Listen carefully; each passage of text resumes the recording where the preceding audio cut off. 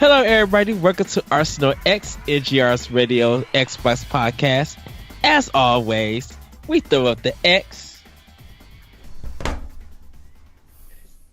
because we're about to throw down. Oh, we're throwing down. We're throwing throw down. We're throwing down. Before we get to our throwdown, though, welcome, Mr. Wise Wisconsin, Jesse Douglas. I'm glad somebody's happy on this podcast. Yeah. Before I give him I got his... sleep. Me too. Look, me too. Before we get a little bit extra in this episode, please welcome Boss Man, Mr. Corey Dirrig. Hi, boss. Hey. So, everybody, we're going to get into what's been in our arsenal. I'm going to start with you, Jesse, because you got something that I also got, but I haven't started yet. Can you let us know what's been in your arsenal? All right. Well, I'll kind of leave that for last, but I've been playing Siege again. I've been actually playing that fairly regularly lately, just because I don't know. I just felt the need to go back to it and pick it up again and try to play it a little bit more often. You know, like when I get some free time. Mm-hmm. I played that, and then I didn't play it yet, but my friend Pat actually gifted me a copy of Agents of Mayhem. So I'm gonna probably play that a little bit again eventually here. Oh, cool. But let's see what else. And then I took advantage of the 1 month of the Games Pass for $1. So I downloaded a bunch of games that are on that. One of them being DMC. So can I ask you a question? Do they have a lot of games on it? Is it kind of impressive? It's how many is it? I think it's over like 130. Is it? I think it's something like that. I think it's over at least 120 right now. Yeah. Okay. Yeah, it's something like that. List? And like honestly, there's a good amount of games on it that I wanted to download. Like I said, DMC was on there, and then I can't off the top of my head, I can't think of the other ones that I just downloaded because I just started downloading a whole bunch of them that I wanted to play. But they do have like all the, obviously they have all the like Halo game. They have Halo 5 on there, and and then they have basically all of the Gears of War games on there. And how long was the install, the download? It's normal. The same as like your regular. If you were to buy the game and download it. It's basically going to be the same as if you're buying a game digitally. So, God, I wish I could remember what games it was that I downloaded. I just literally started clicking on a whole bunch of them. There are so many games. Oh, Metal Gear, like Phantom Pain was added. Let's see. There's it just says over 100 games on the Xbox's official website. But they added all most of the original Xbox games on there too. Yeah, they did add a bunch of they added a couple of those, and then they added obviously there's a lot of 360 games on there too.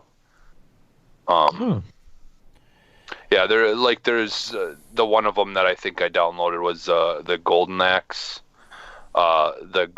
collection. It's like all the originals. Like they have a whole bunch of Sega collections and stuff on there. Oh, cool. And then I think what's that one? the one game that Xbox, the original, I think it was on original Xbox, or maybe it was Xbox Fusion 360. Frenzy. No, the Ninja Gaiden Black. Not Dig Dug or any of those. What was the SteamWorld? There Dig? isn't. No, I don't think it was that one. I can't remember what it's called now. I think it's somewhat like those games. Let's find out. I'm looking on the Game Pass, everything for 360 and Xbox Live Arcade. There's Dig Dug. There's Drill Dozer. I think I did put Dig Dug on there too. I downloaded that just for the heck of it because I haven't played that game in a long time.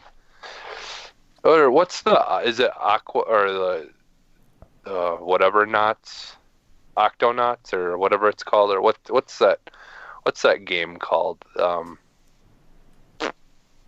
Yeah, I know. I think Matt played it a lot. Awesomenauts? Something like that? No, I think he plays it on Vita or on his Vita or something all the time. I can't Spelunky? remember. Yeah, that's what it is. Spelunky. Ah, Wow. That's what I was thinking of. you said Matt plays it on his Vita all the time. I was like, Yeah. Spelunky. Yeah, I Clearly. couldn't remember. I knew it was like a weird, because I hear about that game all the time, and I've just never gotten around to trying it. And I believe it was on there, so I was like, I should try this and give that a shot. Because they have 2 of them now, don't they? Or are they working on a second one? They're working on the second one. Because that's what number 2 got announced for Switch. Yeah. So, Spelunky is on Wii U, I believe. Yeah, I think Spelunky 2 is coming to Switch, but yeah. And Spelunky Party, I think, is on Switch. Okay. Yeah, so I downloaded that to give that a try. Then there was some other stuff too. I really want to get like the Tomb Raider.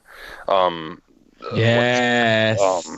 Because I have the original, like the very first one, like when they restarted the franchise again. But I don't. The definitive edition. Yeah, I think that's what it was. Like, because they had that one, and then they had Rise. They only got 2 of them for Xbox. They have the Rise of the Tomb Raider, and then they have Tomb Raider Definitive Edition, and I guess a special edition. Yeah, like a special collector's edition. Okay. Yeah, because I have the first one, and I don't think I have Rise of the Tomb Raider though. So. I want to see how you play DMC. I really want to see. DMC.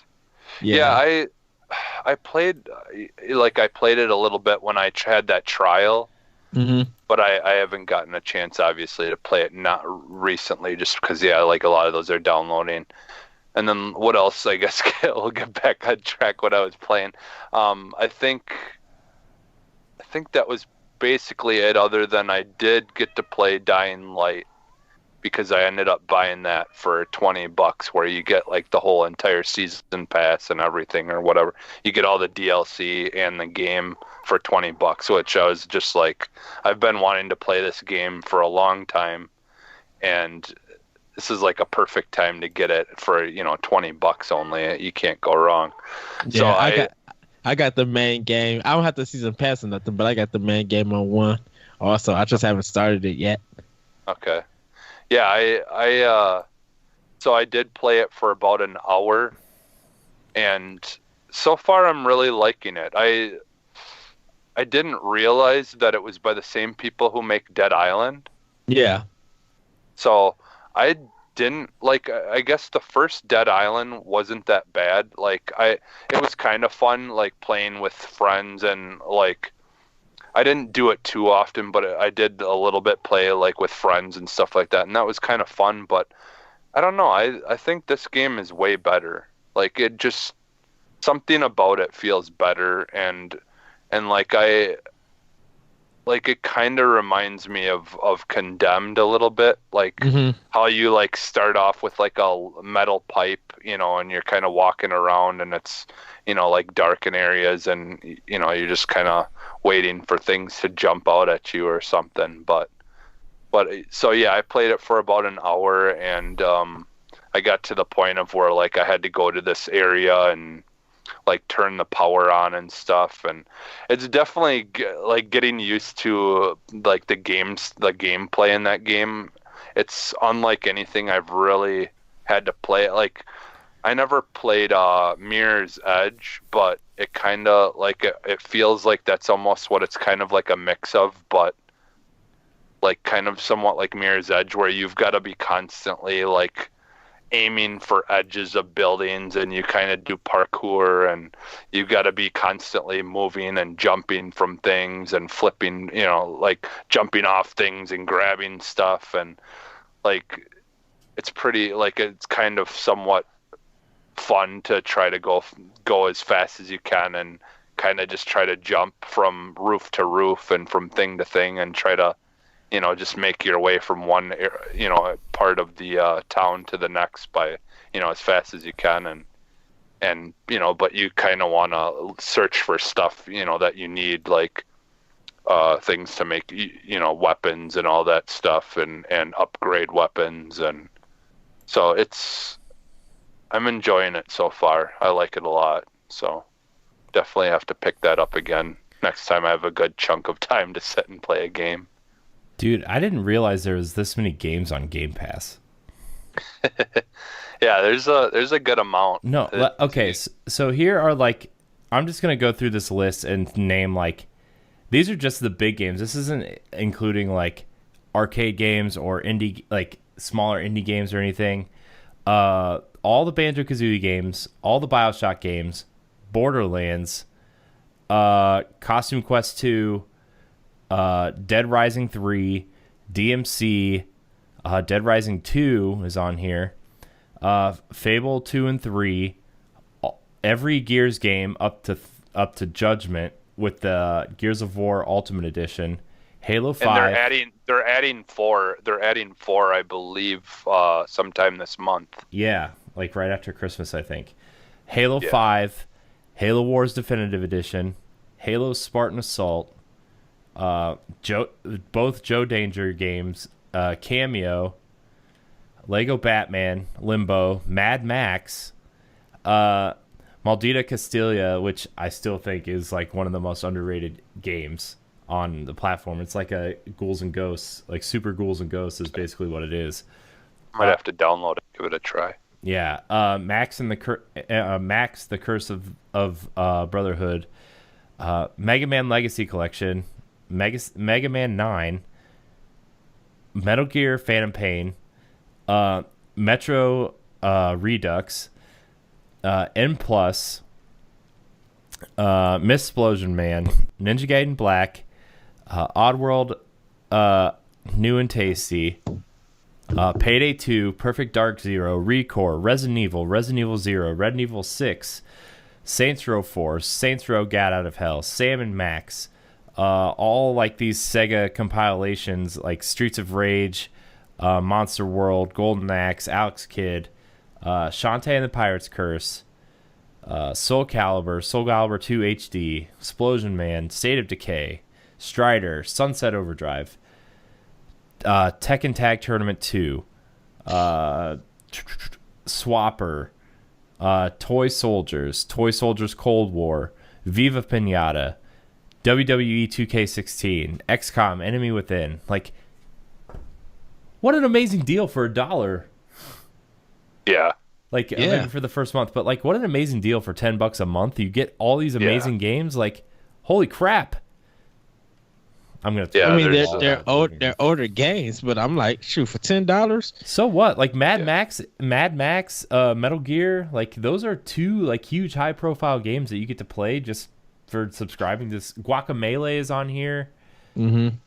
Man. Well, I mean, that's what I'm saying. Like, even for older games, then like there's a lot of good value there, for $10 for those who miss a promotion and stuff. I'm like, yeah. Well, you want to?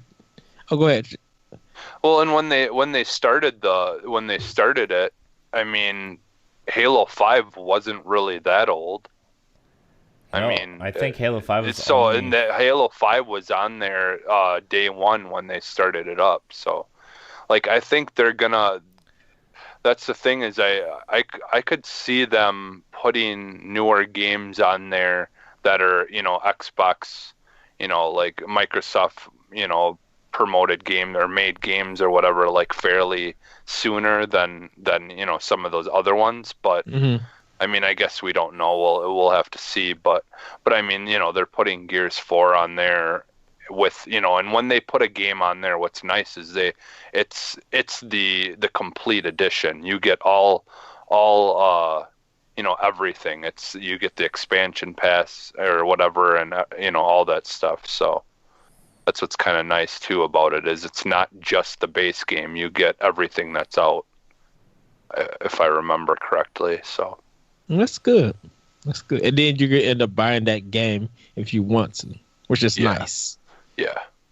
So, well, Corey, what's been in your arsenal?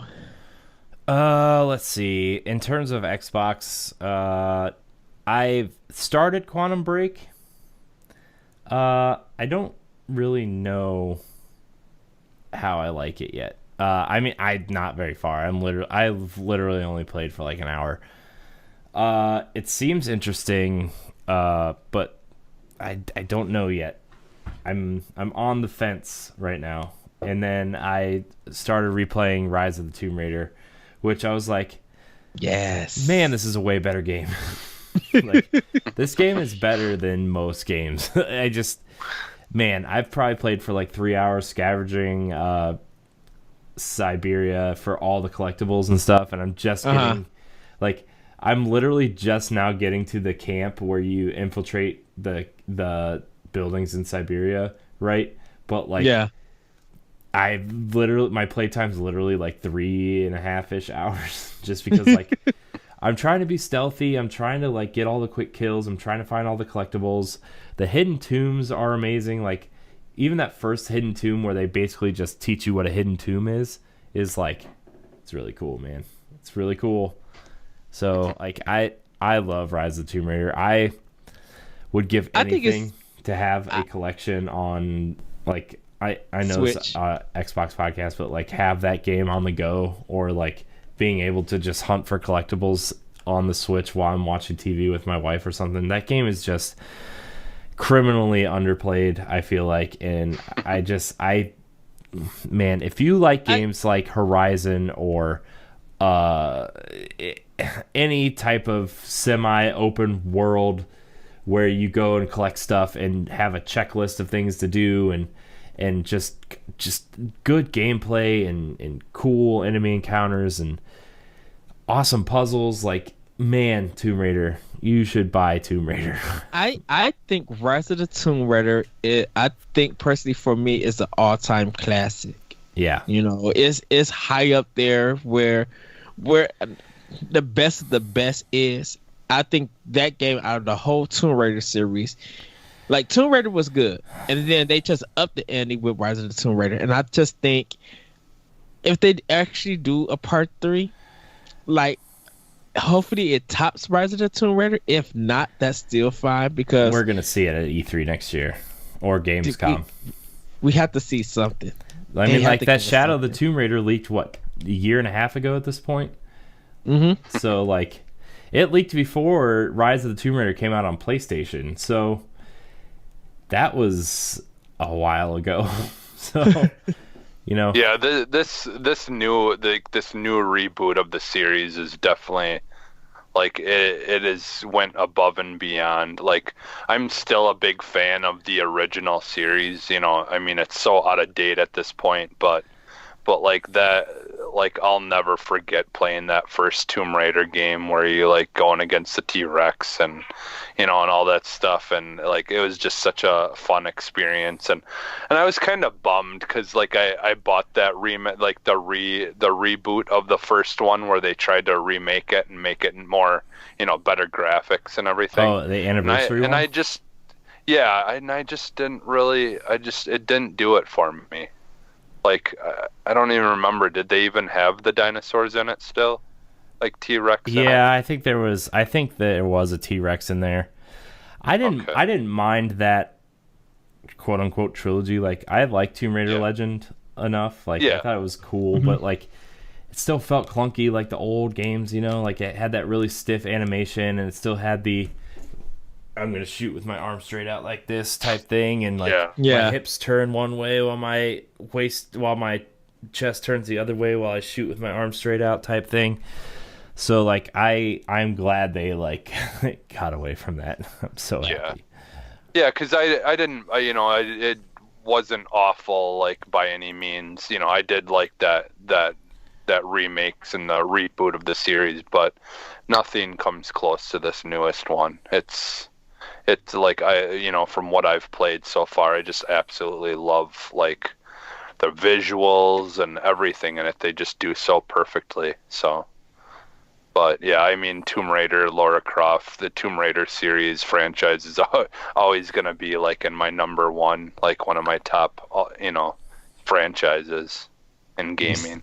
You see Uncharted, that's how you do a game. Yeah, I mean, like even if you own a PlayStation and are listening to this podcast and you like games like Uncharted, if you want to play it, like it may not have the story or the intriguing characters that Uncharted does, but like from a gameplay perspective, it is far superior to Uncharted, and Lara is an amazing character, and Jonah is a cool character, and some of the characters you meet along the way are interesting, so that's the thing though, is they don't, like with Tomb Raider, they've never really had to get too in depth with their storyline, because they've always it's about offered you enough of an experience that it, like, the story they give you is perfectly fine. You don't need any more than that. Well, I mean, like, it's not an Uncharted story though. It's about Lara's survival. It's not about the quips, the one-liners, the character interaction. It's about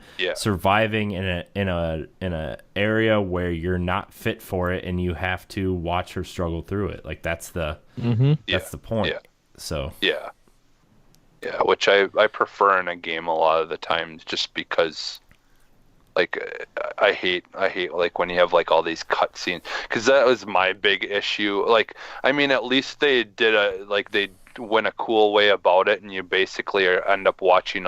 By the time the game is done, it feels like you've probably watched a whole movie with Quantum Break, because they literally have like episodes of a TV show in between like gameplay. Like that's why you were talking about how it took so long to download. They literally like made a whole entire series of a TV show practically, and they split up the game with you having like those. And I just hate when people, like, when games have like too many cutscenes. Like, I mean, a good cutscene is always welcomed to me, but if you just keep on doing stuff too much and like just kind of pops you out of the experience, I feel like. And that's what I like about Tomb Raider, is it's fairly constant. It feels like there's more action than there is cutscenes. Yeah. Well, Corey, anything else in your arsenal, or that was pretty much it?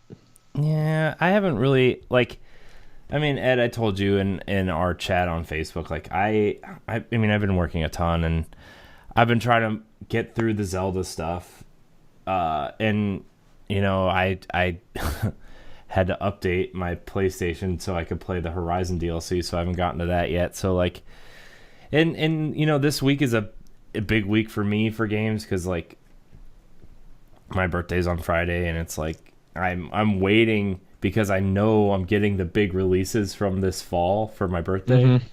But it's like I'm in that weird spot where, like, I just want to play them now. Yeah. And like I'm avoiding like, I was so looking forward to Battlefront II, playing it, and now, like, it sucks because, like, I think Walt Williams, the writer of Spec Ops, is a magnificent writer, and yes.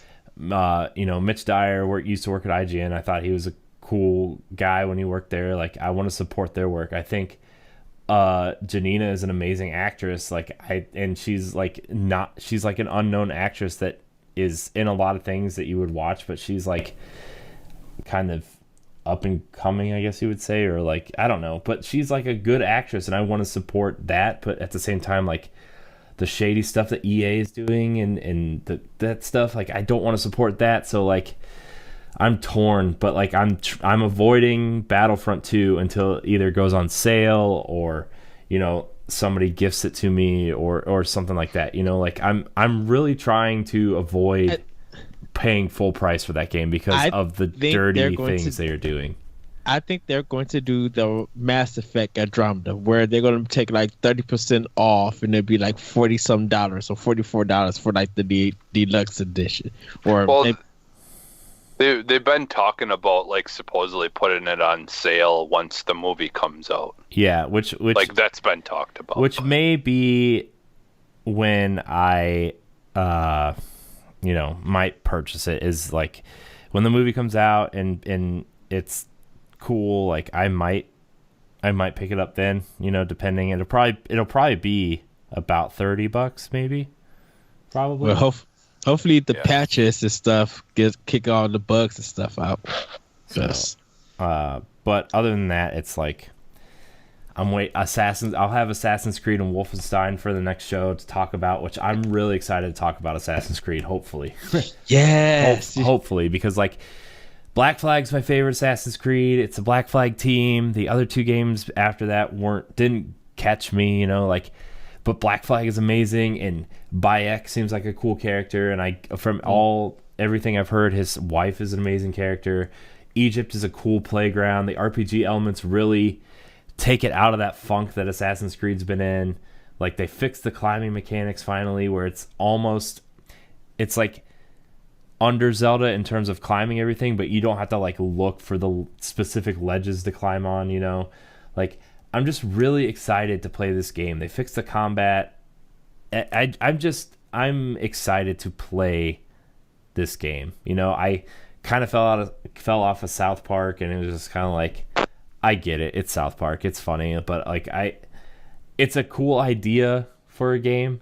But like, I would just rather watch the show at this point, you know, or like get it on Switch eventually. Please, Ubisoft. Please listen to me. I know it's an Xbox podcast, and I know Ubisoft's not listening, but please. I would just rather watch the show at this point. You know, I actually like have been watching a silent Let's Play of it, where it's literally just somebody playing it without talking over it, and it's like just like watching a 45-minute episode of the show. So that's how I'm getting my South Park fill, but. I haven't really been playing games, you know. I've been working on this two side projects kind of actually. Ed, I told you about the one. I finally got that one episode of that one show that I did, the show I did with you when you were here. That's finally edited. I'm going to probably put that up soon. At some point. Jesse, you need to come on the show too. I don't know what we're going to talk about, but okay. I guess I can plug it. I feel bad plugging it, but especially since it's like not ready, but it's okay. I started a spin-off podcast for my own kind of personal thing, and it's called HD Reset. And like I just kind of Ed and I talked a lot about art and Ninja Turtles and X-Men and diversity and some game stuff. It's not like really meant to be a gaming podcast. It's more of a general open conversation. Yeah, open. Yeah. I mean, we talked about some game stuff, you know, we talked about Nintendo a lot and stuff. It's kind of like I kind of ripped off Ed's idea for optional opinion almost, but like I didn't really rip it off. It was kind of like inspired by is the term I would like to use. But well, and it sounds like it'd be more of like your regular like talk type kind of podcasts, like, you know, where people just kind of have topics that they talk about in general. Yeah. Like a radio show almost. Yeah. And so like I wanted to get a few episodes done before I started releasing them, but I just haven't had time, so we'll see. But that was a fun conversation, and like I was listening to the Ninja Turtle stuff, and like, dude, I think we talked for like 45 minutes just about Ninja Turtles, and like it was awesome. But and that's happened before too, because remember when we talked about Ninja Turtles they were on like for like yes. So yes. man, dude, I just that people were talking about that game, that Rocksteady rumored game again the other day after they were announced for Injustice. I was like, man, I really want that game. But anyways, back to the thing. I haven't really been playing a whole lot of anything just because I'm waiting. You know, my wife. Well, I know for Assassin's Creed, I'm waiting for you to start it so I can start it. Like, I haven't touched it at all. I'm just waiting for you to say, Ed, I'm playing it. I'm like, okay, let me pop it in and go from there. That's what I'm playing. I'm gonna try to. I think I'm gonna try to bust through Wolfenstein first and then Assassin's Creed, but I'm still I don't know yet. Just because like I really want to play Assassin's Creed, but like I'm getting 5 games for my birthday. I know I know because like people are tired of getting me stuff that I don't want, and they're just like, just tell me what you want so I can get it. So my wife got me Batman and Rhyme for Switch, and I'm really excited for that.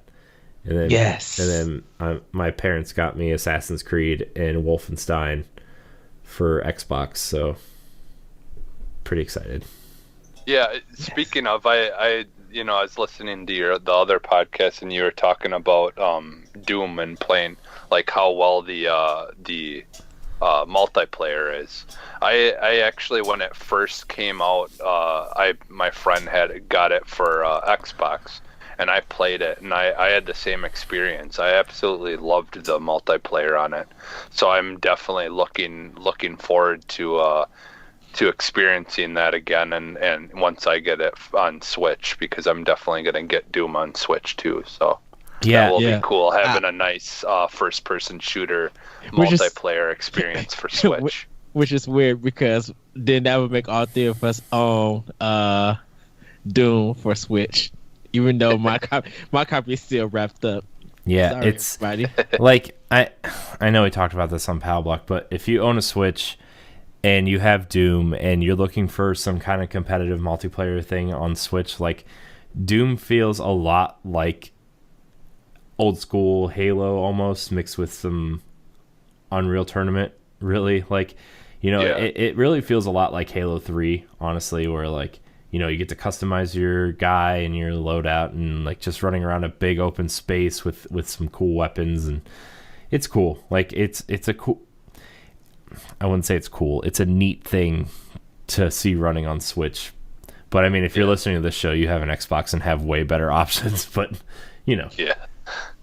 it's cool. So anyways, Ed, what have you been playing? What's in your arsenal? Well, what's been in my arsenal has been Final Fantasy XII, the Zodiac Age for PlayStation 4. This dude messages me on Saturday. I work like almost like a 12-hour day. I'm like, but he's like, I've literally been playing Final Fantasy 12 all day. I'm like, rub it in, Ed. Just rub it in. Yeah, I did take a break to go get some Asian mall food, and I picked up the latest Edge also with Super Mario Brothers on it. Mario on the cover. So it's the review that they gave it a 10. But I haven't actually got to read the article just yet. Looks really good though. Picked up It'll Do for Switch. Picked up Super Lucky's Tale for Xbox One. Haven't started Injustice 2 yet, but like I said, I did pick that up. Did pick up Ultra Sun and Ultra Moon for Pokemon for 2DS and 3DS.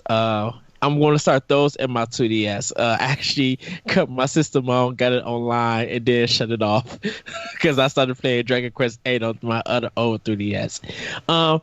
But I haven't really played anything much on my Switch after Odyssey. Haven't really played much on my Xbox One because I've been working on my backlog, getting things together for that. So I kind of been on my PlayStation just to finish working up on Final Fantasy 12.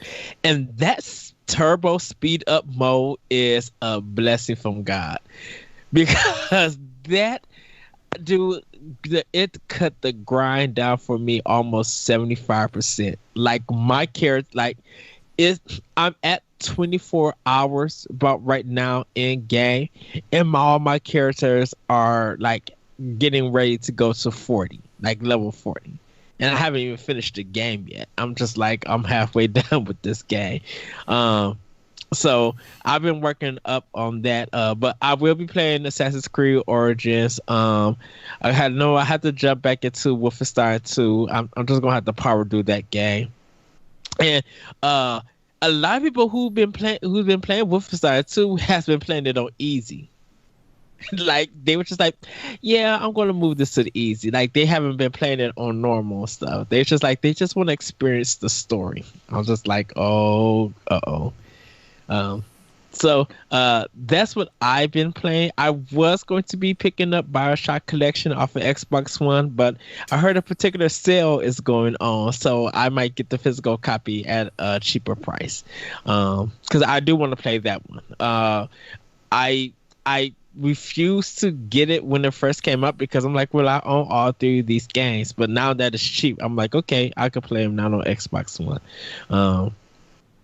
Because I own them on my, like I said, I own them on PS3, but I don't own them on Xbox One. Or Xbox console. So I'll be doing that, and then I'll be paying off my Xenoblade 2 Collector's Edition, and my Pro controller. I'll be paying that off Friday, depending on how packed GameStop is going to be.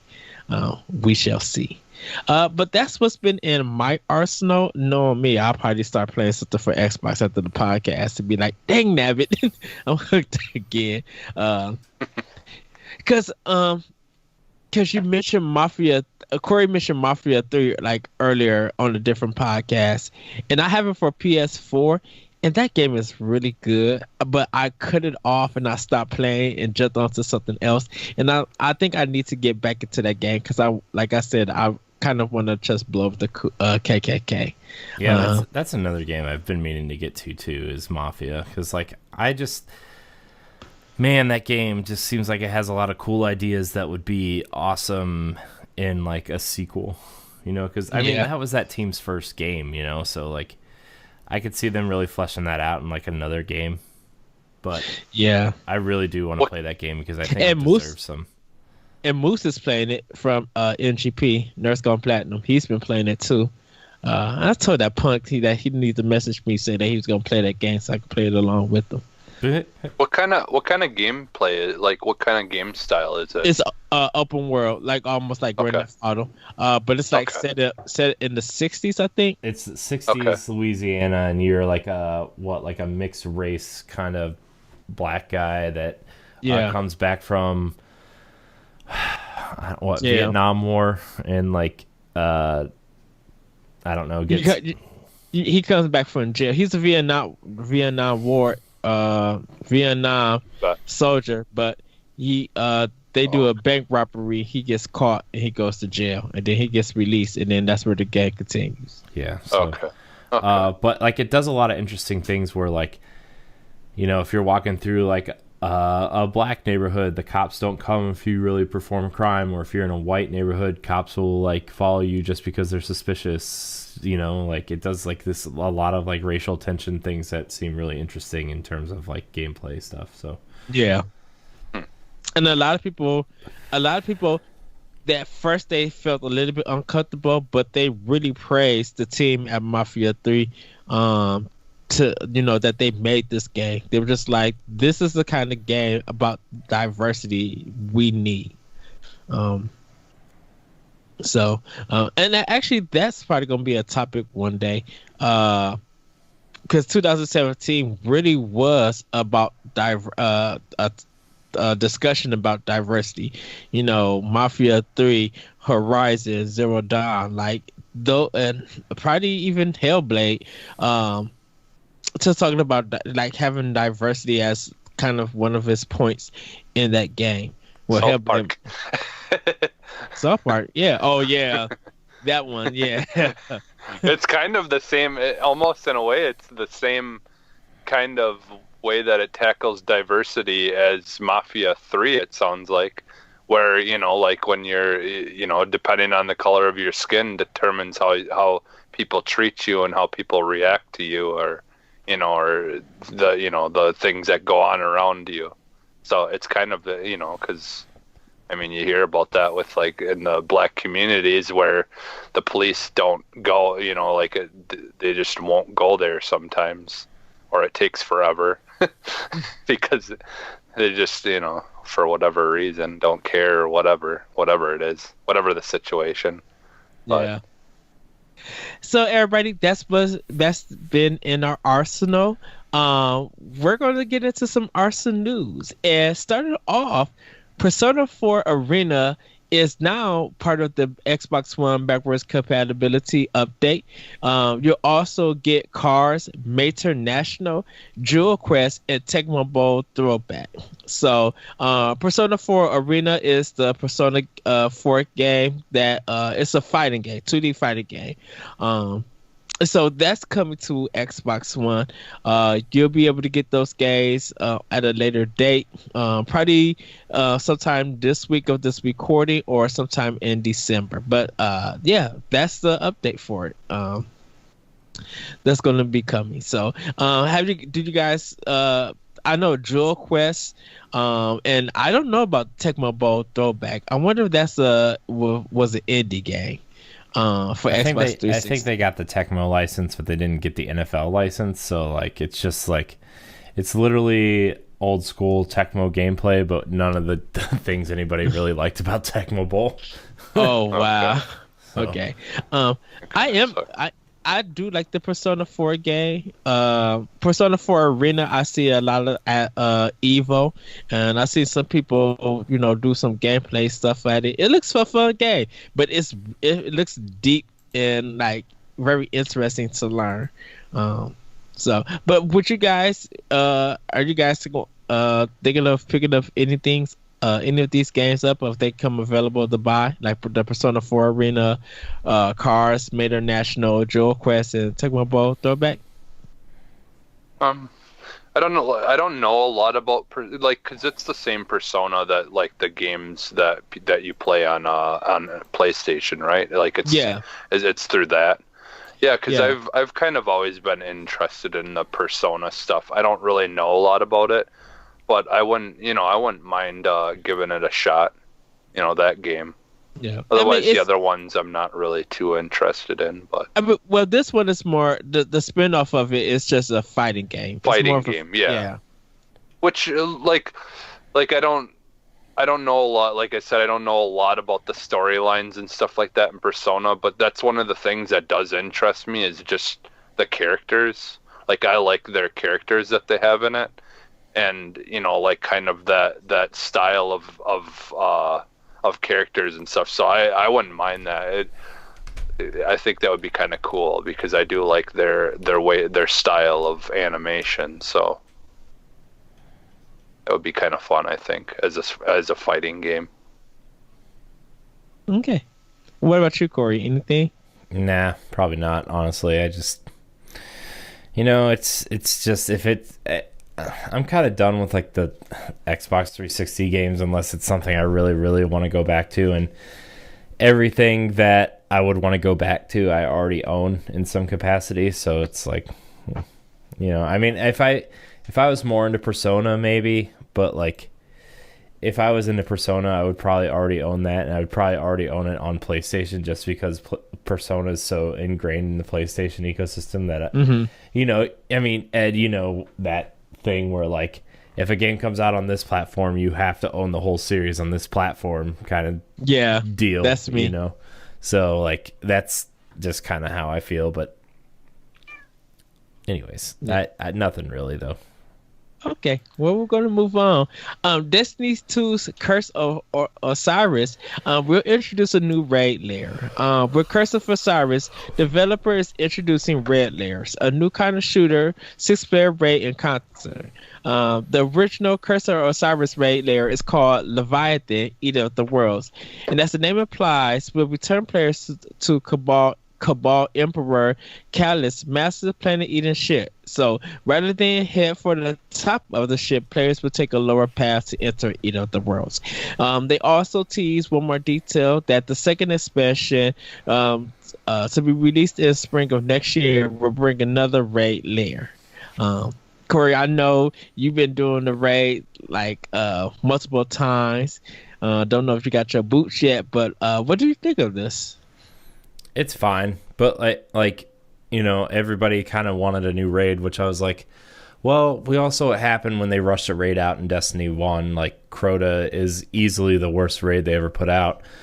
So, like, they added, I mean, it goes a lot deeper than this, where, like, they bumped the raid, like, they're basically making the raid harder, where, like, they increase the light level to 335, they increase your level to 25, and so they increased the light level to do the raid to 300, and then they added the raid layer, which is like, it's like this new room in the bottom of Leviathan where, like, it's basically a new challenge. It's a shorter version of a raid where, like, a lot of people are saying this raid layer sounds like it's going to be about the size of Crota's End, which is,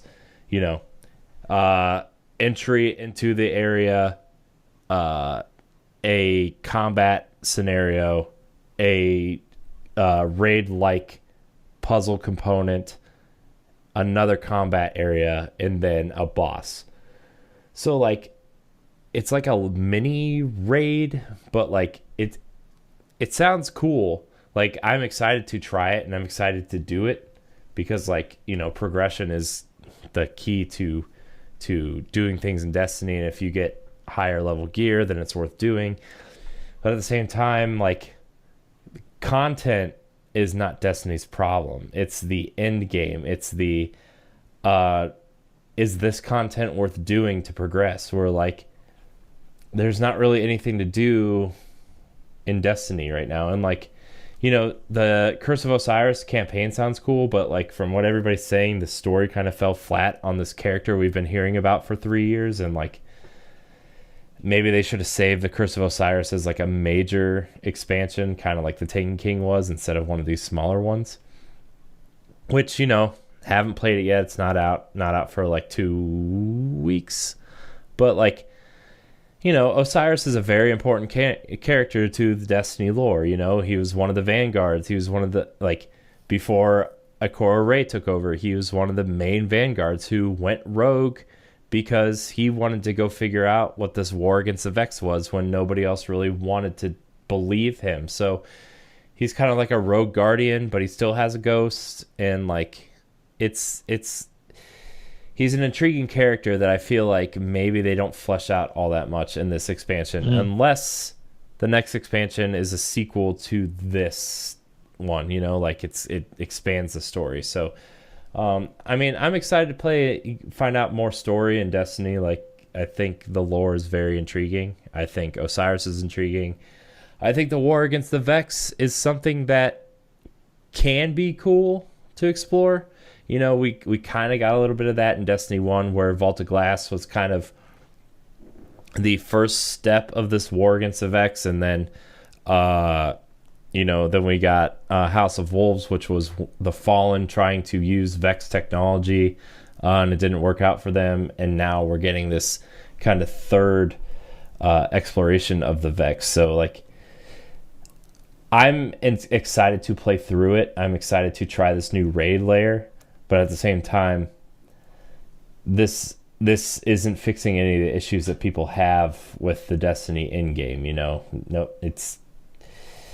and I know it's probably going to take a Taken King size expansion to fix those issues, which is fine. Like, I expected that.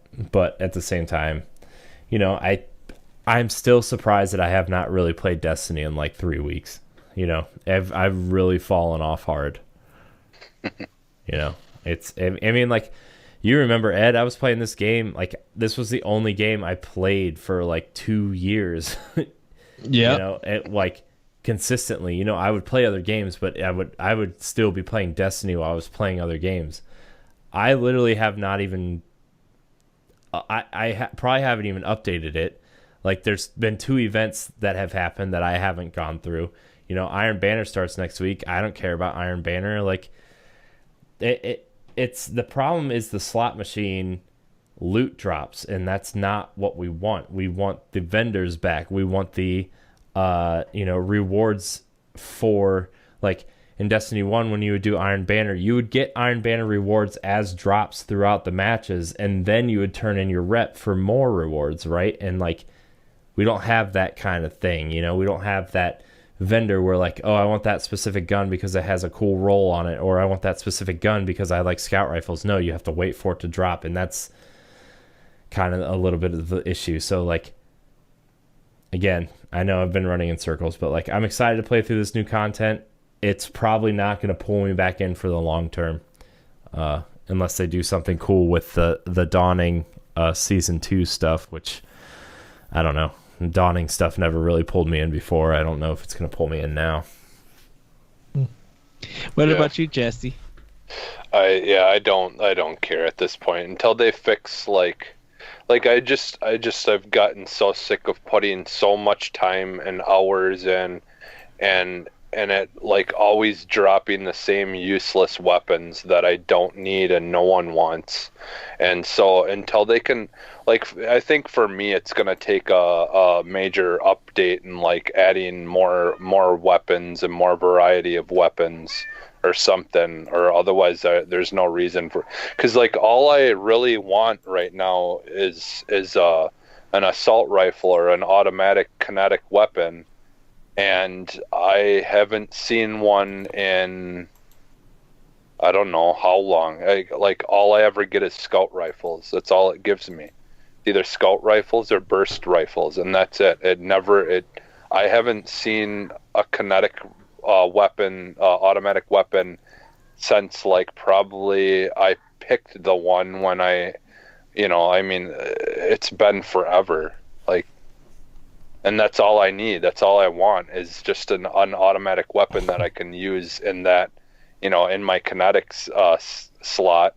And like I've put hours and hours and hours in trying to get one, and I haven't gotten one yet. So I've just given up because it's like, what's the point if all you're going to give me is the same things over and over and over again? And like pistols, and I don't need pistols. I don't need another assault rifle not assault rifle, burst rifle, because I've gotten 1 million of those, and I don't need another scout rifle because I've got like 50 of those already. It's just like, just give me the one thing you haven't given me yet. After I finished the main campaign, I was like, well, I'm done with this game, and took it out of my system and haven't put it back in. So. Yeah, and just the whole cheap ass route that they went of taking a gun and reskinning it and calling it something else is the stupidest thing I've ever heard of. The Iron Banner, like, seriously, the Iron Banner auto rifle is a reskin of the Vanguard auto rifle origin story. The numbers from Future War Cult is a reskin of Uriel's Gift, and there's a couple other ones too. There's a couple scout rifles that are very similar also, but. Yeah, and I think some shotguns too or something. It's so like, I don't understand. Like, there are so many different weapons and so many different, like, I don't understand like how they I feel like this game was rushed. I really do feel like this game was rushed, and like the environments are cool and the content they have there is cool, but like there aren't enough gear drops. There's not enough weapons. There's not enough customization options. There's like I can't just go up to a vendor and say, hey, I need a kinetic auto rifle, can I please just have one until a better one drops.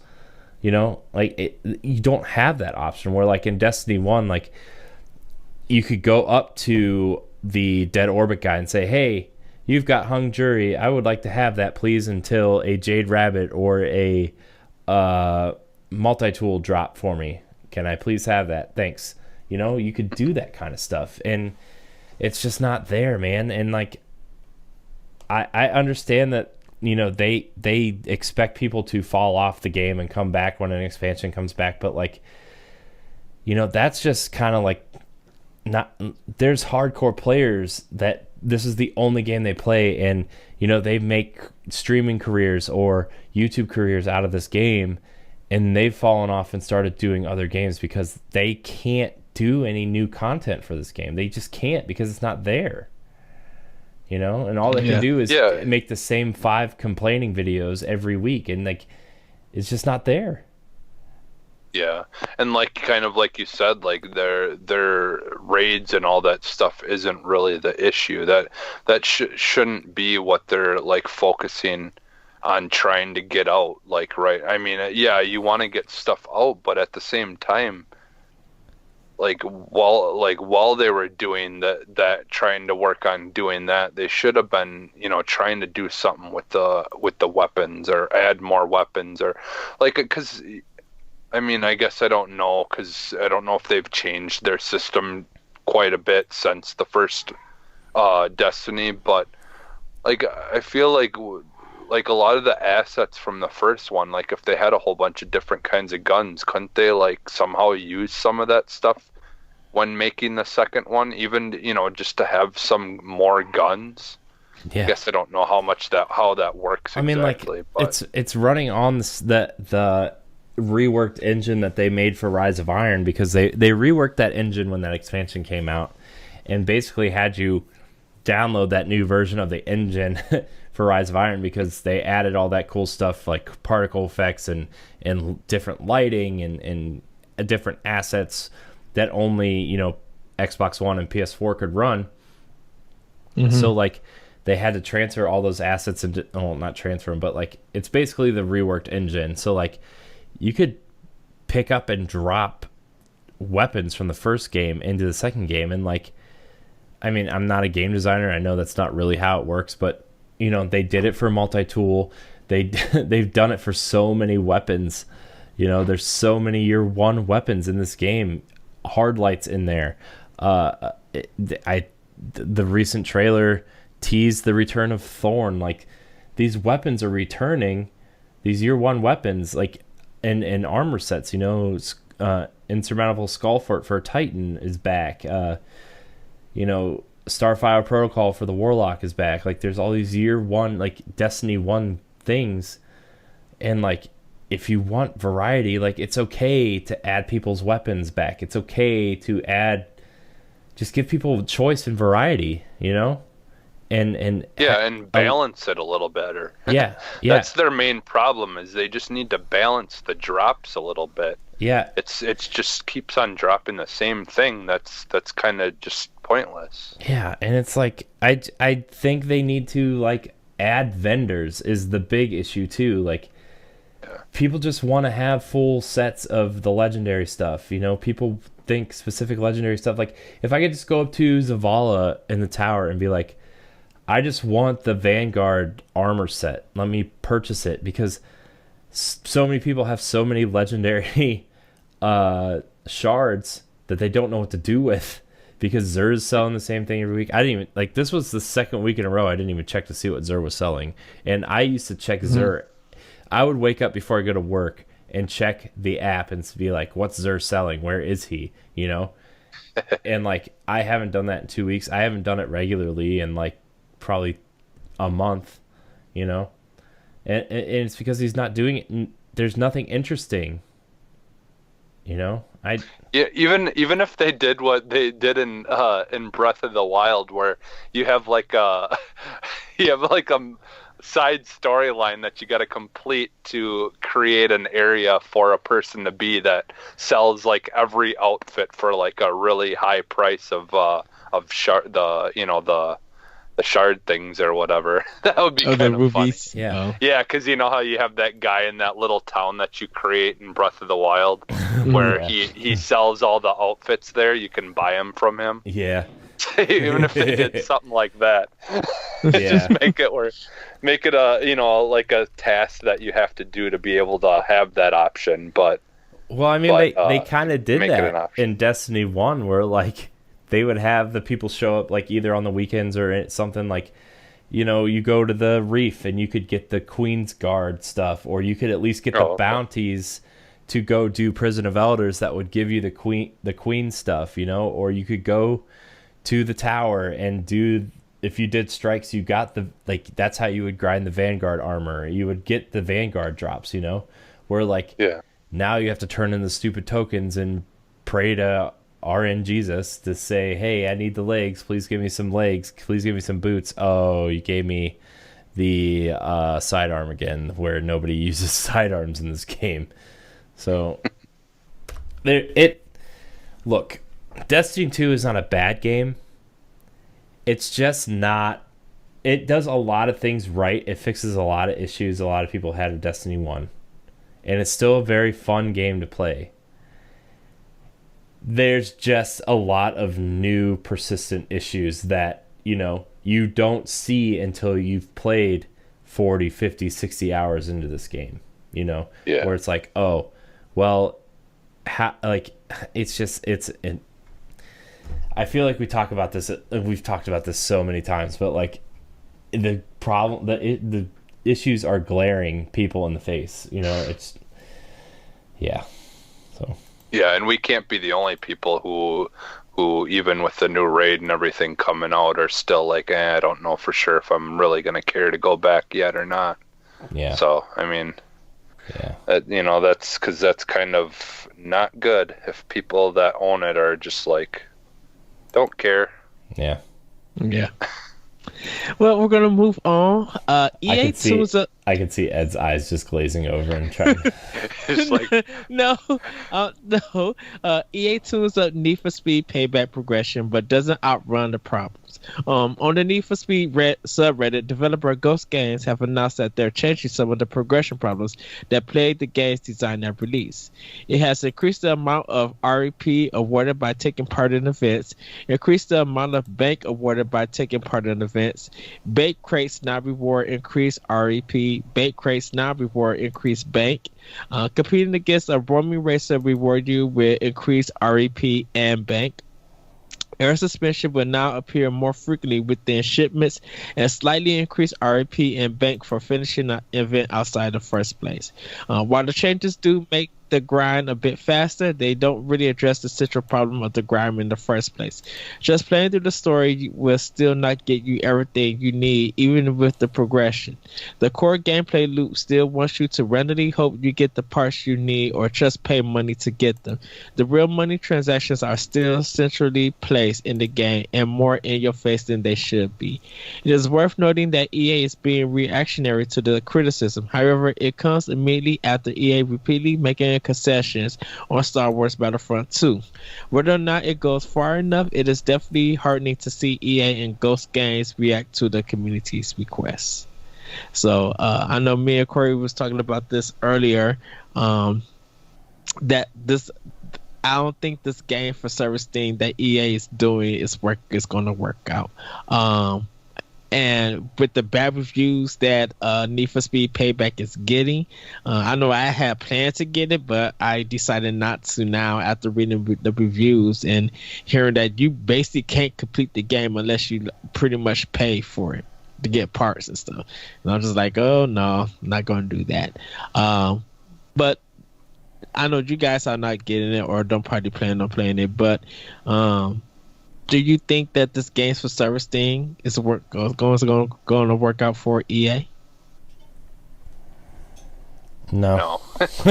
I seriously, like,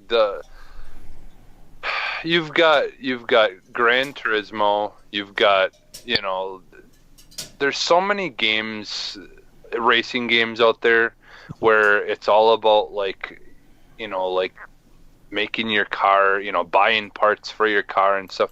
I honestly just miss the days of like original Need for Speed where you had different cars that you unlocked and you did races and like just had fun, with the basic, just racing stuff and not worrying about all this, other crap. Like I just liked, outrunning the police and like all the fun stuff that that they had, most wanted. Like once they started moving to this like open world almost kind of game, I just can't get into it as much. Like I just liked the regular basic like racing game, and now it's like it feels like everything is just kind of going to this like open world stuff, and I just don't think it's necessary.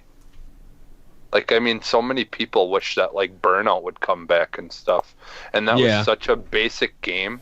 I mean, there really was nothing to it other than crash your car in cool ways. I mean, at some point, I think some of these people just start, trying to fix something that isn't broken, and then it ends up just making it worse, in my opinion. Yeah. I don't know. I just kind of would rather have like a more old school Need for Speed game that was just, based around unlocking different cars and just having fun with the whole racing and having that unique style of play and if you want to customize your every single part that's on your car, go play like Gran Turismo and things like that. But I don't know. That's just my opinion, though. I just think they could have stuck with the old school style, and they'd now be, if they go back on that, they'd basically be the only people really barely doing that anymore. Mm-hmm. So, but that's my thought on it. What about you, Corey? I mean, it's I don't even know what to say anymore, man. You give up. Yeah, kinda. It's just they're putting themselves in a corner Yeah. with so many different games. Need for Speed has been a solid franchise since the mid '90s. Like, I remember playing it at my cousin's house on a Sega Saturn, and I was like, man, this game's really cool. It's like, it's been a staple, and like, even the phrase "the need for speed" is like, it's something people have been saying forever. It's just like this sticking point. And even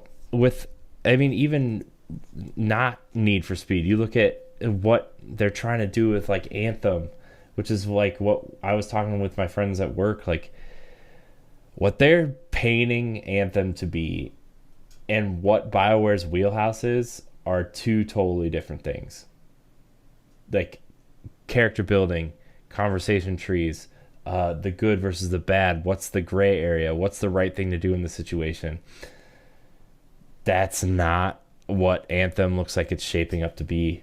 And like, everybody's so afraid that BioWare is going to be the next studio to shut down, the next major one. I think, whatever studios working on Need for Speed now might get shut down, but like, this would be like the third studio they'd shut down because of Need for Speed didn't sell well.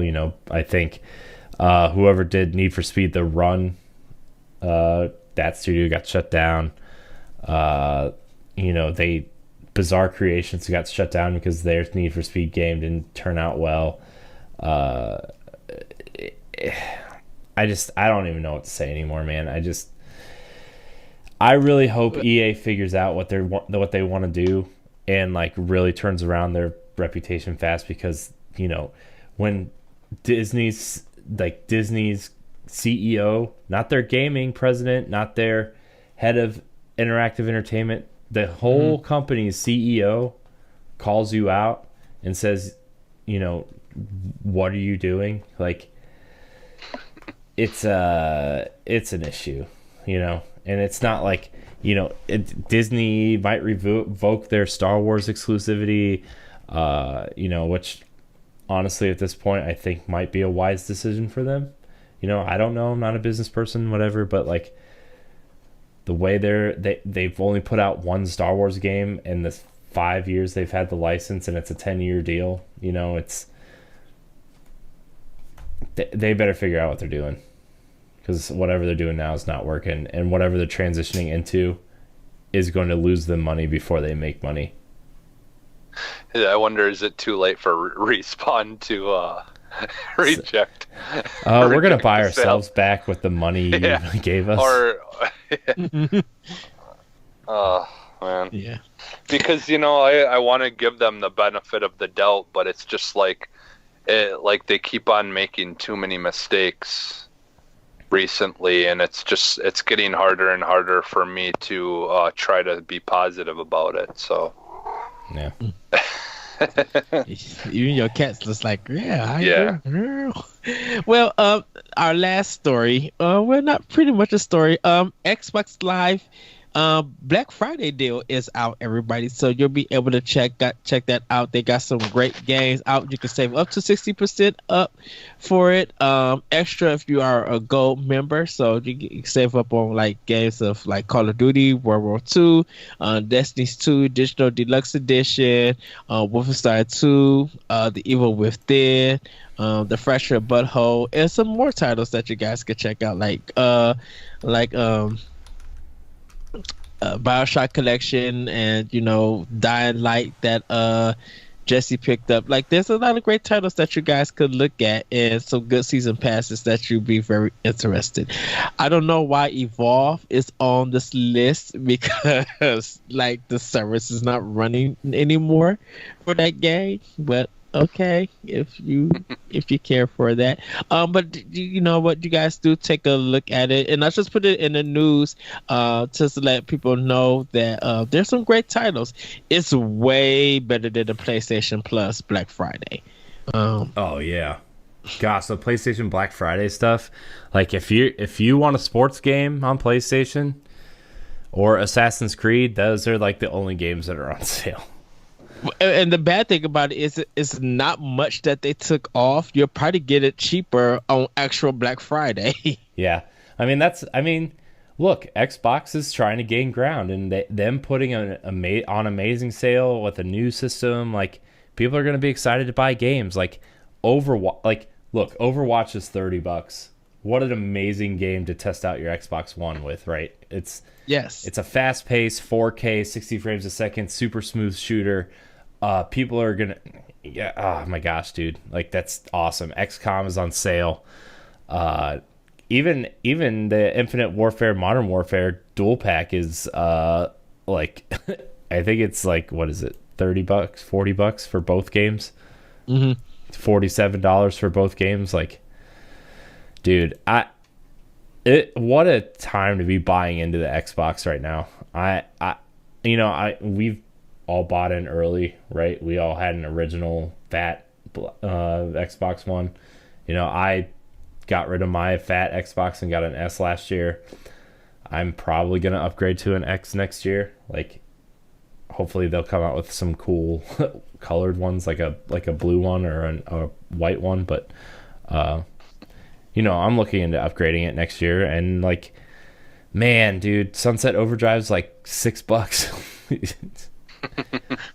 I mean, come on, dude. Like, this is awesome, and the Game Pass is $1 for the first month right now. Oh, what a time to be alive! I feel so alive. Yeah, is it? Yeah, Assassin's Creed Origins, isn't it like $42 or something like that right now on there? Let me see. Because I thought that was on sale too. Assassin's I think it was Creed like 40 Origins.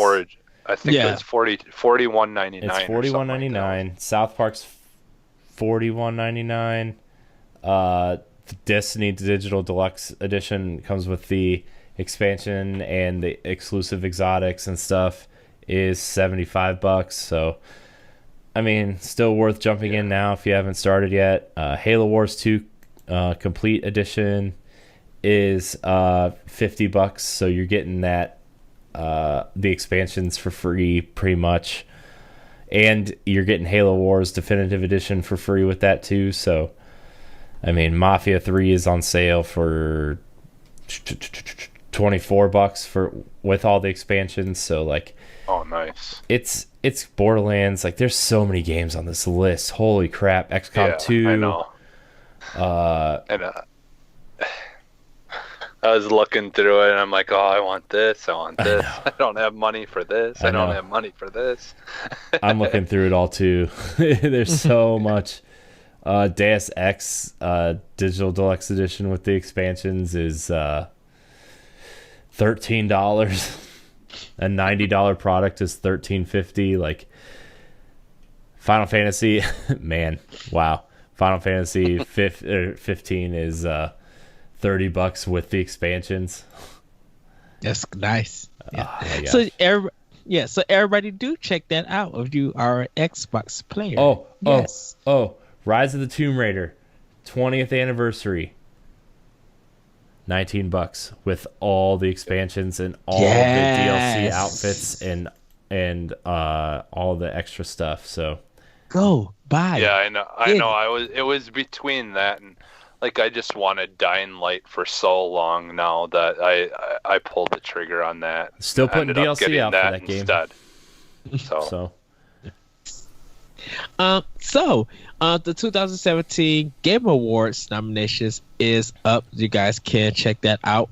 But there's are some games that's kind of missing, and basically, it's a lot of Microsoft games that is not on this list. And I kind of want to ask you guys, what the heck happened? Like, what is with this list of games now? There are different categories that do have some Xbox titles, but only ones that they kind of have is like I think one section for Halo Wars 2, Forza Motorsport 7 is on there, and Cuphead. Like, why did they not diversify this list? I think I'm wondering, is it something that they picked? Like kind of like when you have movies that you nominate and stuff like that, where it depends on the box office, like how well it sells and stuff like that. Like, is it maybe just because like right now, like a lot of people play more stuff on Nintendo, or like at least games that are based through them, anyways. Because I mean, let's face it, Microsoft doesn't have a whole lot of exclusives, that are like were a really big deal to everyone, like across the board. But I'm just guessing maybe it has something to do with that.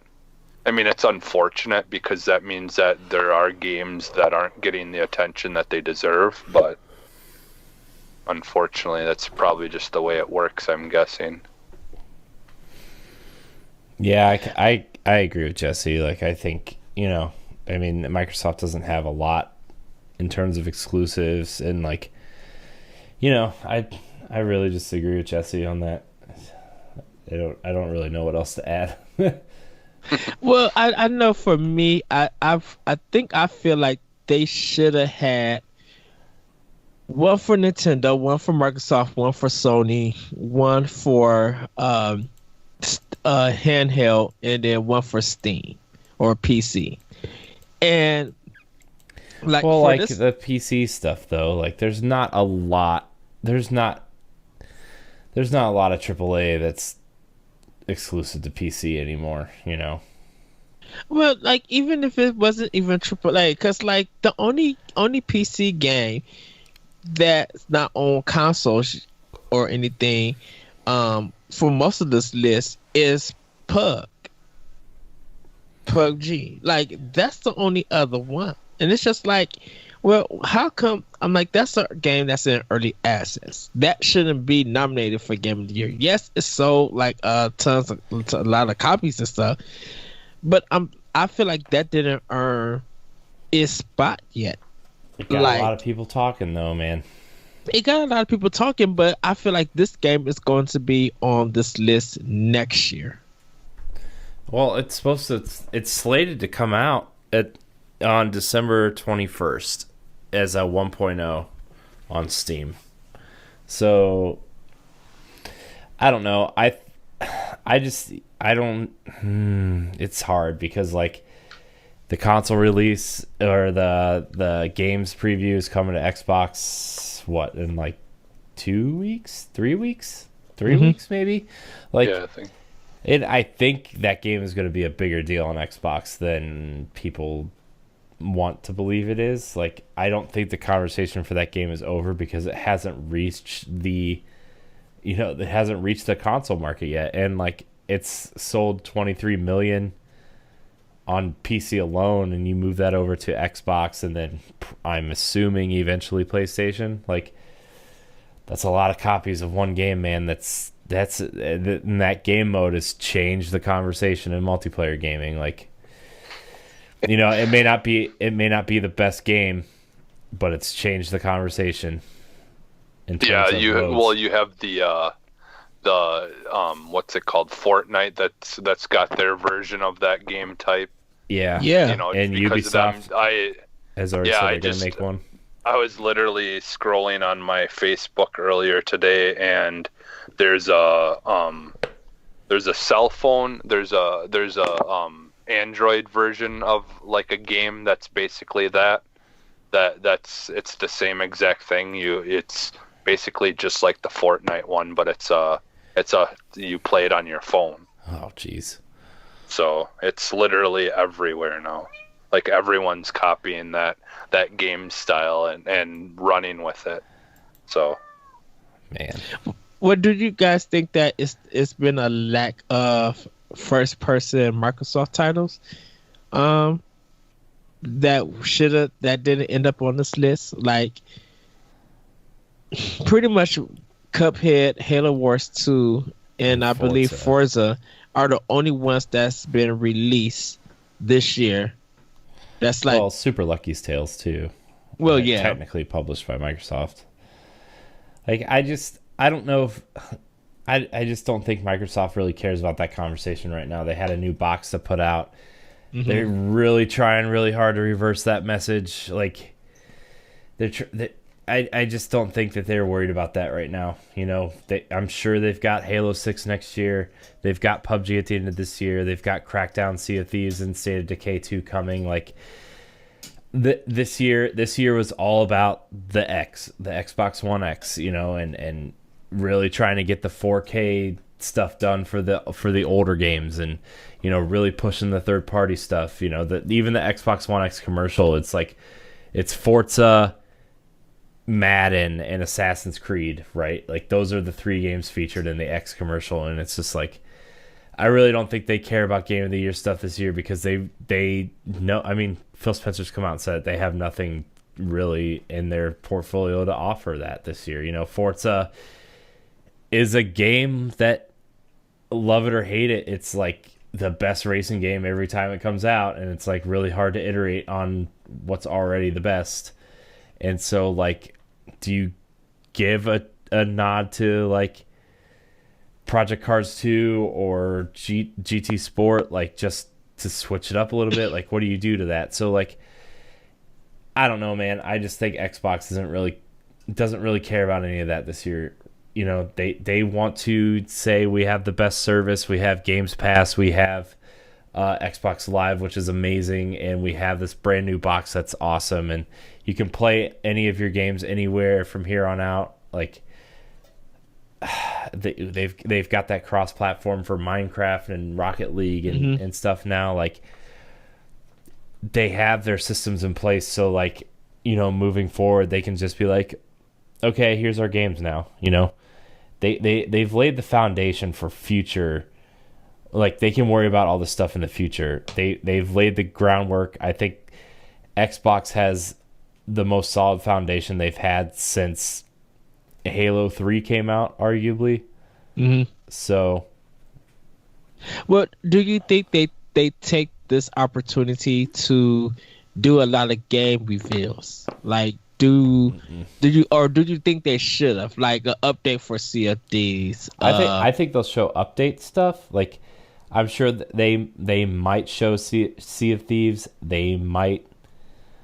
They might show PUBG running on Xbox One X. You know, they might show something like that. They might show Crackdown 3 in its new form or reworked form or whatever. They might show State of Decay and how that engine's running. But, like, we might see a Halo 6 tease. Like, that would be the big one, right? I think, you know, if any game would benefit from being here, it'd be like Halo tease and see you at E3 for a full reveal type thing. Right, because PSX will be happening like 2 days and after. They need to steal some of the conversation. They're not going to steal all the conversation from PSX, but, like, you know Death Stranding's going to be at the Game Awards because Keely's got a hard on for Kojima. You know, like, a lot of the PlayStation stuff. You know, Last of Us is going to be there. You know, PlayStation's showing up Xbox has to come to battle. Nintendo is coming with something like, they could show off Champions Battle there. You have to have something that goes up against those titles. Halo is their, like it or not, Halo's their biggest franchise, and 6 is coming. So you need to you need something that's going to show off your new box and fix the patches that, a lot of people think that Halo 5 is the weakest story in the series. You got to have something that players can get excited about. You got to show Chief. You got to show Cortana. You have to show these things, right? You have to, and this would be the place to do it. Maybe not a full reveal. Maybe it's a poncho reveal again, where it's like they don't really show anything, but they show you enough to get you excited type thing. So like a Metroid Prime 4. Yeah. Hey, man, if they just show me a Halo 6 logo with Master Chief, like maybe they pull out the old line from Halo 2, and he's just like, I need a weapon. And he just grabs an assault rifle out of the thing, He should show up like Terminator in Terminator 2. Naked, and he has to steal an outfit from a guy. But you never see his face. He's literally just wearing his helmet and he's naked. Give me your clothes and your motorcycle. Right. Give me your armor clothes and your motorcycle. A good one. Good impression. I know. I'm just full of them right now. Well, because I just wonder why. I don't know. Sometimes I feel like with the Game Award nominees that it's just not fair. And I know Nintendo is dominating this year. Here's the thing: the Game Awards. It's not an award show. It's a reveal show. It's a reveal show disguised as an award show.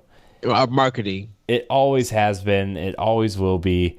Like, yeah, Nintendo's going to use it to market Zelda and Mario for their games of the year, right? They might show something for early next year, but like they're using that as a marketing opportunity, even though those games are out already. Like the Switch is hot. Sony's going to use it as a marketing opportunity for like Horizon DLC just came out. That's up for a lot of awards. They've got a whole slate of games that aren't out yet. Like they're going to use, dude, it's just a big marketing thing, man. And like, I don't know. I've never cared about an award show ever. Like really? any award show, like for movies, for all that stuff, like it just doesn't interest me. I hate all that stuff. My wife, even the people that are there don't care about them a lot of the times, and they'll tell you that.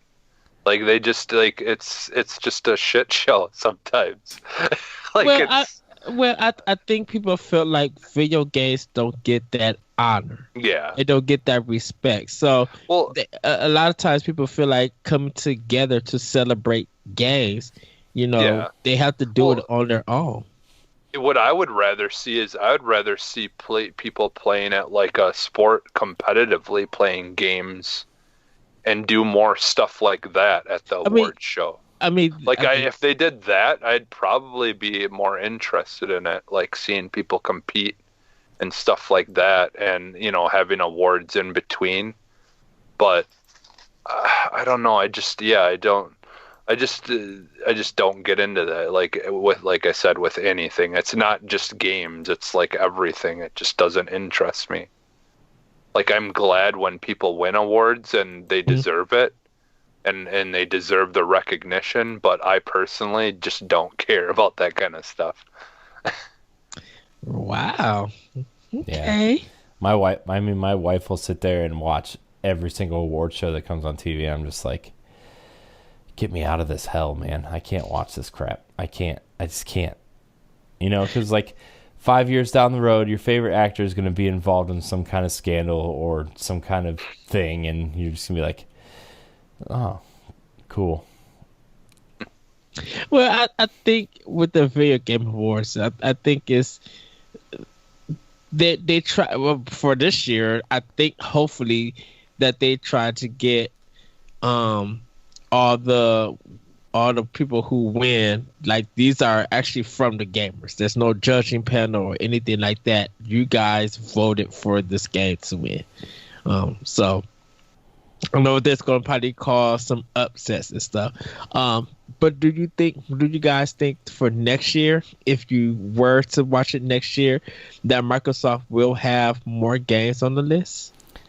Potentially. I mean, like, you never know. I mean, you never know how, like, you never know how people are going to respond to Crackdown. You never know how people are going to respond to Sea of Thieves. Like, State of Decay has its nice little community that it loves that series, like Halo is like the one that's I feel like Halo 6 is like a make or break game for this series, like it's coming off of a downer, and they need to revitalize the series, and that could be one that could potentially, like, if they change the game with that, it's going to be interesting, like, you never know, man. Xbox could pull out all the stops next year. We could get a new Battletoads. We could get a new Banjo next year. We could get a Viva Pinata. You don't know. Like, we don't know. Yeah.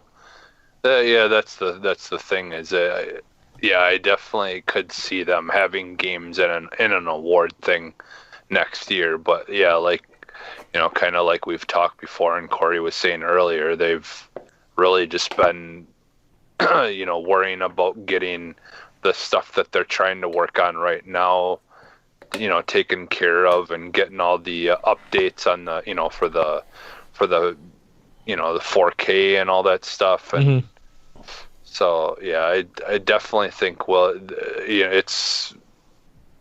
I almost guarantee that they'll have something next year that will be worthy of being on there. Because I mean, Cuphead was an amazing game, and it had a lot of people talking, and if that made it on there, I don't see why anything else that they have for next year wouldn't.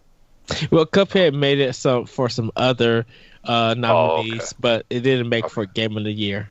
So that's why I feel like PUBG shouldn't be on there and Cuphead should. Well, one last question, because it's getting close to being a long show. Have you guys checked out the list, or have you guys voted or anything, or plan to vote or anything? I voted already. So I'm probably not going to vote. Like, I don't care enough, man. I'm a fan of games. I'm a fan of all the games that are, like, well, most of the games on the list. I haven't played Cuphead yet, but, like, we're all pretty platform agnostic for the most part, except for my ongoing feud with PlayStation customer service. Still hasn't replied to me yet, by the way. Check out expansion. But, like, I like to play. I like to think that I treat all games equally. Like, there's Xbox games I love, and there's ones that I hate, and there's PlayStation games that I love, and the ones that I hate, and there's Nintendo games that I love, and ones that I strongly dislike. Like, it's like Kirby, man. Why does Kirby still exist? I'm not gonna answer that question here. Don't answer that question, because I know where it's gonna go. But that's why do those games still exist? That's because they sell. I don't care. What? No excuse. That's all I'm gonna say. It's no excuse. It sells. Well, final question then that I really want to present to you guys. If you did check out this list and you didn't see your favorite game or your game of the year on this list, what game would you put on it? I'm putting Zelda. Zelda's already on it. Yeah, I know, but that's what I'd pick. I mean, Arms. Arms. Okay. No. I would actually put Rhyme on here. I would love to see Rhyme get a nomination on this list. I'm so excited. Oh, so you mean you want me to pick something that wouldn't be on there? Yeah, because Breath of the Wild is already on there. But what game, probably from this year, whether you played it or not, or you found interesting, would you put on this list? I think Hellblade needs to be up there. I think Hellblade really needs to be on there. I know this is Xbox podcast and it's a PlayStation exclusive game, but hey, I mean, Hellblade is on there for some other nominees, but I think it year. needs to be in Game of the Year conversation. Like if PUBG's up there, Hellblade needs to be up there. Like I'm sorry, like.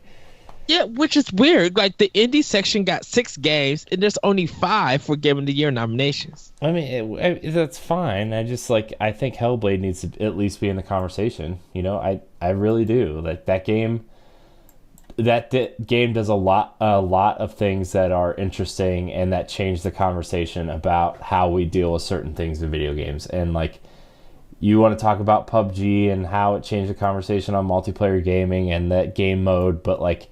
That game, from everything that I've watched, is it's still in early access. I get it, I know, but like it's kind of janky. Some of the animations aren't fleshed out. They're still adding stuff every day. But if that game can be in a Game of the Year conversation, Hellblade deserves to be in there. Okay. That and Ninja Theory is one of my favorite developers of all time, and I will pull for them no matter what. I might make people mad with my... now, mind you, I haven't finished Mario Odyssey yet, but I actually like Mario Rabbids better. I know, I do too. So far. I do too. That's fine. I'd honestly think Mario Rabbids is a better game. That's fine. That game only got 1 nomination. So... I could see it being on 2 nominations. So I could actually see it being on more than just a family kids game and strategy game. So, but everybody, that is going to do it for the show. Thank you guys for watching. Thank you guys for tuning in and listening. I am Eddie V. You can find me at That Retro Code. Jesse, where can we find you at? You can find me on Twitter at _humanist. And Corey, where can you find? You can find me on Twitter and Instagram at CoreyNHD. And we'll keep it short this week. And you guys can email the show at arsenalx@gmail.com. arsenalxpodcast@gmail.com. arsenalxpodcast@gmail.com. Sorry. And we are getting ready to do a buyer's guide for you guys. So we are going to be talking about that, getting planned out of your pick. Are we going to do a separate video for that? Do you want to do a video for that? Us three? Maybe that'll be like the exchange or the expansion pass next week. Yeah. Okay. Yeah, that'll be fine. So. Yeah. Because I know there are some people who are getting an Xbox Slim and the Xbox One X. So it'd be good to give them some titles like Rise of the Tomb Raider. We all pretty much highly recommend that game. Like best it's a game on the Xbox. Sorry. Yes. Best game on the Xbox. So, and plus, if you guys have already got it and you are getting some Xbox Black Friday deals, let us know. So, yeah. Game Pass, $1 first month. Yeah. Yes. Get it. It's worth it. Look at Jesse. Yes, get it. And with that, everybody, we are out as always. We're exiting right now. We're out. Bye. Bye. Bye.